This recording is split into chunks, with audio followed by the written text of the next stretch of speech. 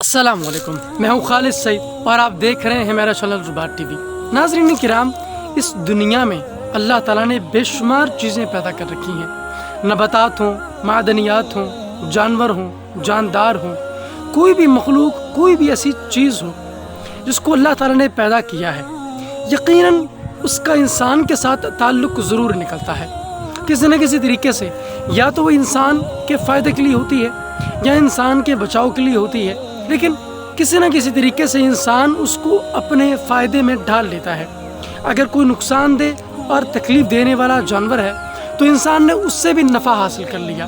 یہی وجہ ہے کہ اللہ تعالیٰ نے انسان کو اشرف المخلوقات بنایا ہے۔ آج کی اس ویڈیو میں ہم لوہے کے بارے میں بات کریں گے، جو کہ قدرت کی ایک بہت بڑی نعمت ہے۔ کیا آپ کو پتہ ہے کہ لوہا اس زمین کی چیز نہیں ہے، اور یہ انکشاف قرآن کریم نے کیا ہے۔ سائنس اور قرآن کریم کے ریلیشن کے بارے میں ہم نے پہلے بھی کچھ ویڈیوز بنا رکھی ہیں۔ اگر آپ ان ویڈیوز کو دیکھنا چاہتے ہیں تو ان ویڈیوز کے لنکس میں نے ڈسکرپشن میں دے دیے ہیں۔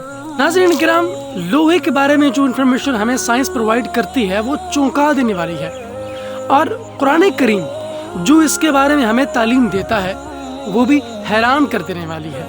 ناظرین کرام، ہماری دنیا کے بہت سارے لوگ یہ سوچتے ہیں کہ لوہا یا تو سمندروں سے نکلتا ہے یا یہ پہاڑوں سے اخذ کیا جاتا ہے، جبکہ یہ دونوں باتیں غلط ہیں۔ لوہا اس زمین کا حصہ ہے ہی نہیں، بلکہ لوہا تو ہمارے نظام شمسی میں بنیادی طور پر پایا ہی نہیں جاتا، یہ تو باہر سے آتا ہے۔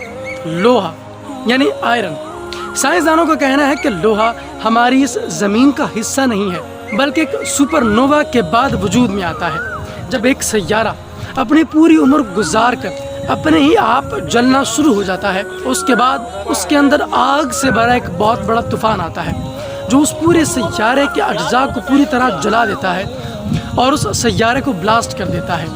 وہ بلاسٹ شدہ سیارہ جب شہابیوں کی صورت میں دیگر سیاروں پر گرتا ہے، اس وقت دوسرے سیاروں پر لوہا وجود میں آتا ہے۔ یہی وجہ ہے کہ ہماری زمین پر بھی لوہا اسی طرح آیا۔ ناظرین کرام، سائنسدانوں نے یہ بات پوری تحقیق کے بعد کی ہے۔ اسی بات کو قرآن کریم نے 8 سے 1400 سال پہلے نہایت عمدہ انداز میں بیان کیا۔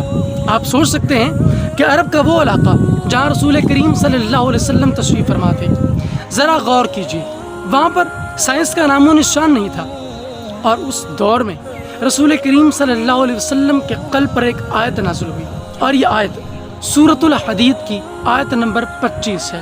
اس آیت میں اللہ تعالیٰ ارشاد فرماتا ہے، انزلنا الحدید فیہ باس شدید ومنافع للناس، یعنی ہم نے لوہے کو نازل کیا ہے، اس کے اندر بہت زیادہ قوت اور زور ہے، اور اس کے اندر لوگوں کے لیے منافع ہے۔ ذرا غور کیجئے، اللہ تعالیٰ فرما رہا ہے کہ ہم نے لوہا نازل کیا، انزلنا الحدید، یعنی لوہا نازل کیا، لوہا پیدا نہیں ہوتا۔ قرآن کریم کی یہ بات سائنسدانوں نے خود ثابت کی ہے۔ ناظرین کرام، لوہا زمین کے بالکل بیچو بیچ ہے، بالکل عین سینٹر میں۔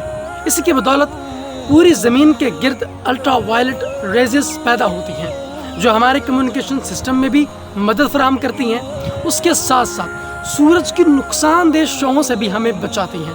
اور یہاں سے قرآن کریم اور سائنس کے ریلیشن شپ کا آپ اندازہ لگا سکتے ہیں کہ قرآن کریم کی 114 صورتیں ہیں، اور جو سب سے درمیان والی صورت ہے اس کا نام سورۃ الحدید ہے، یعنی لوہے والی صورت۔ اس صورت کا نام بھی اللہ تعالیٰ نے الحدید رکھا ہے۔